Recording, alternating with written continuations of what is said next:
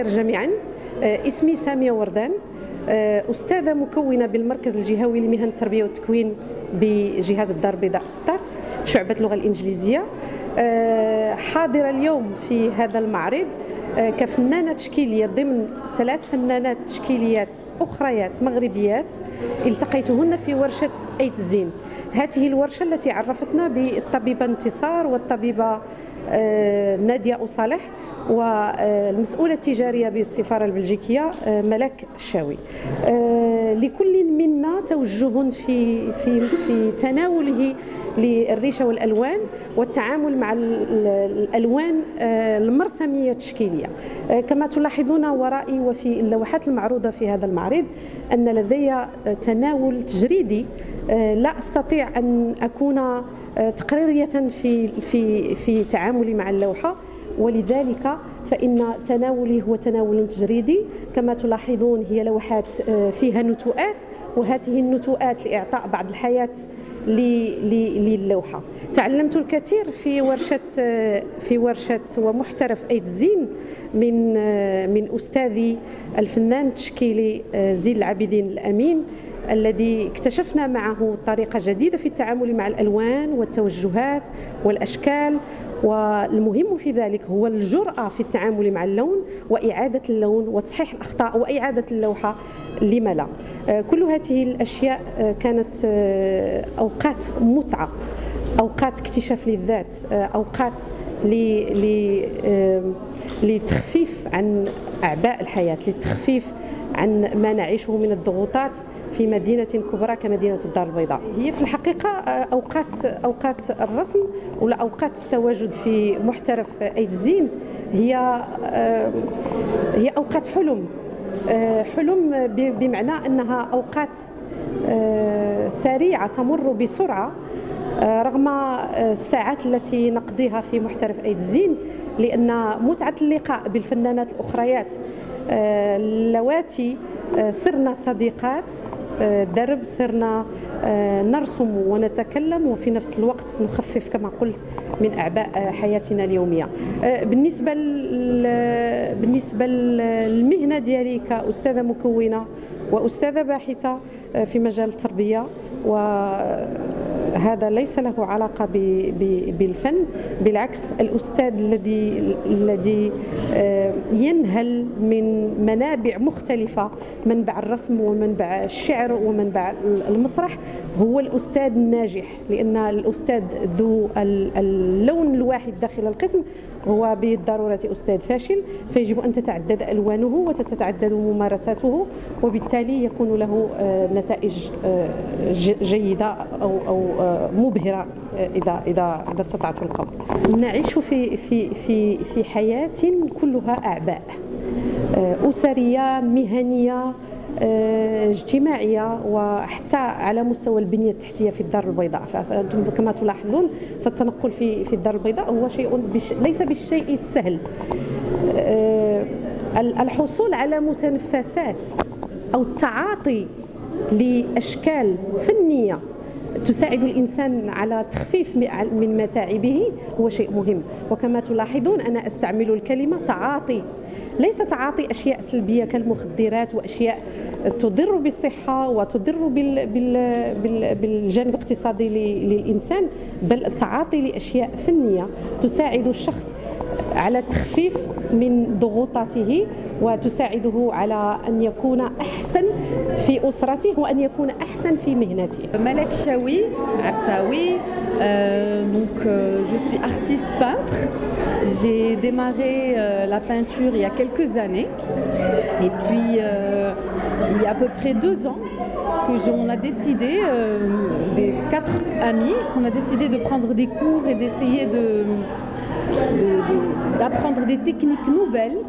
Donc c'est pour ça qu'aujourd'hui, nos œuvres sont le fruit d'une année qu'on a passé ensemble, donc avec Nadia Oussalah, Intisar Gharbi et Samia Warden. Je vous présente mes œuvres qui sont inspirées d'une culture africaine. Vous trouvez sur mes œuvres de l'acrylique et surtout de la wax. C'est un tissu africain avec beaucoup de couleurs, de formes géographiques. Et donc c'est comme ça que j'ai mon inspiration. J'en ai fait à l'étranger déjà avant d'exposer au Maroc. J'en ai fait sur Abidjan et à Dakar. Dakar est quand même une ville qui me parle beaucoup. C'est une ville où je passais toutes mes vacances. Donc c'est pour ça que vous voyez un peu ce thème africain. C'est pas ma première exposition, on en a fait 2 ou 3, mais c'est la première exposition collective qu'on a faite juste après le Covid. Et donc avec des nouvelles techniques, surtout j'insiste sur ça parce qu'on a fait on a fait un travail pendant une année où on a appris beaucoup de choses chez l'atelier Zine. Et de là, donc c'est le fruit de ce travail d'une année. En fait, moi je fais beaucoup mes amis font de l'abstrait. Moi, c'est plus du figuratif, donc je suis très portrait. C'est ce qui me parle le plus en fait, c'est de travailler les portraits de femmes africaines, marocaines. D'ailleurs, j'ai une collection ici qui mélange et la marocaine, donc de différentes villes, et plus des portraits africains.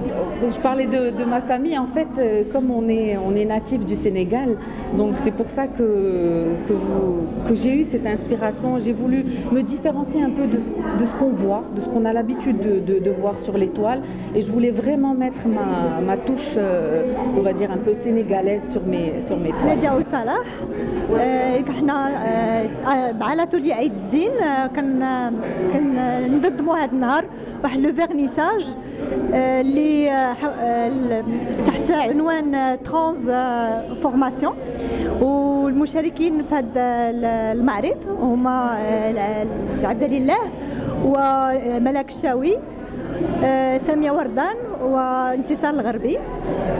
تلاقينا مجموعين في اتولي عيد الزين مع سي زين العابدين الامين، وكانت هاد مجموعه لوحات تعبيريه، كل واحده فينا كتعبر على نفسها بطريقتها الخاصه عن طريق هاد اللوحات اللي تتشوفوا معنا. ونجات هاد الفكره ديال المعرض مده هذه واحد السنه، وحنا تنقولوا غادي نوجدوا هذا المعرض مجموعين ان شاء الله. وفعلا اليوم بمناسبه المسيره الخضراء دار هذا المعرض تعبيرا عن تعبيرا بالالوان وتعبيرا عن نفسنا. كل وحده فينا بالنسبه لها هذا سي واحد